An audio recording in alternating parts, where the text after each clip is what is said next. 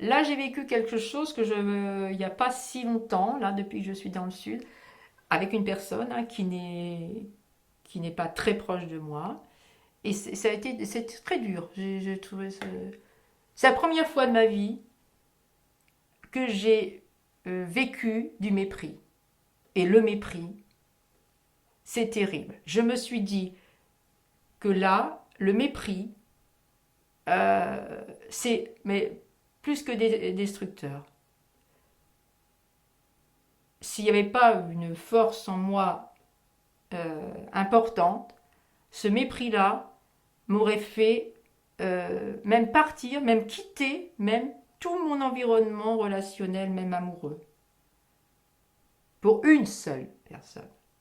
Même pas par des paroles, quelques paroles, mais des gestes. Quand on dit que la communication, c'est ce que j'apprends aux personnes, il y a ceux qui se voient, il y a ceux qui s'entendent, il y a ceux qui se touchent, hein, il y a ceux qui se perçoivent un peu. Là, cette personne-là m'a affectée. Et c'est la première fois de ma vie, je ne suis pas contente de moi, mais c'est la première fois de ma vie que ce mépris-là,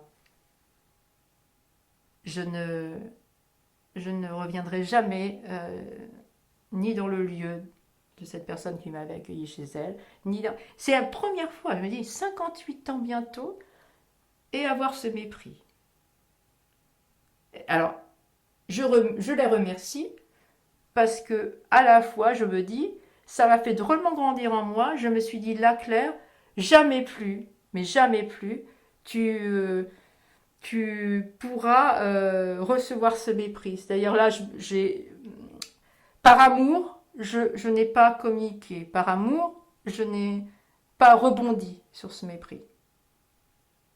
Mais par amour aussi, et si cet amour qui dure tout de suite reste avec moi, je ne veux pas, je ne franchirai pas la porte de nouveau pour aller voir cette personne-là. Ça, c'est très dur. En communication, pour moi, alors là, ça a été terrible. Les gestes. Et là, ça m'a fait bien travailler sur l'accompagnement des personnes que j'ai à l'heure d'aujourd'hui. Quand la personne me dit des choses et que quand je le vois ou je la vois avec une position corporelle très différente, etc., il n'est pas en accord, elle n'est pas en accord. Et là, oui.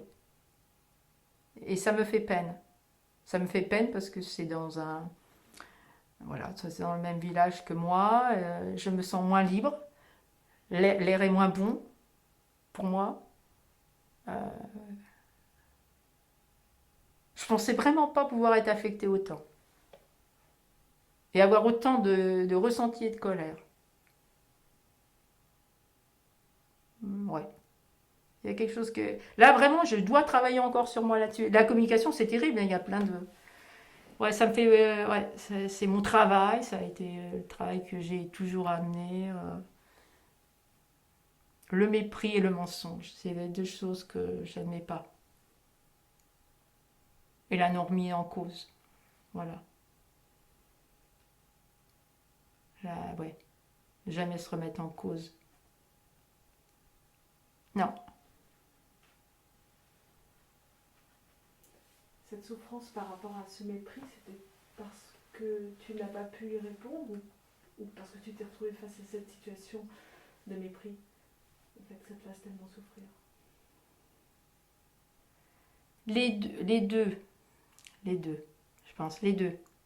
J'ai pas pu y répondre parce que je me retrouvais dans une situation où j'étais pas toute seule avec la personne, donc avec témoin, avec en plus confrontation de l'être aimé à côté de moi et confrontation d'une relation amicale aussi. Donc c'était très complexe. Il y avait un problème de, enfin, je dirais de... Et puis avec des gens qui se fréquentaient depuis des années. Donc de toute façon, c'est comme quand on dit à un enfant, alors, à un moment d'une séparation, alors tu préférerais papa, maman, hein, machin. Bon, bien sûr, c'est très compliqué. Moi, je me suis retrouvée dans une situation un peu comme ça, un peu, une situation un peu complexe. Donc je me suis dit, là, euh, bah, j'ai abdiqué, j'ai rien dit.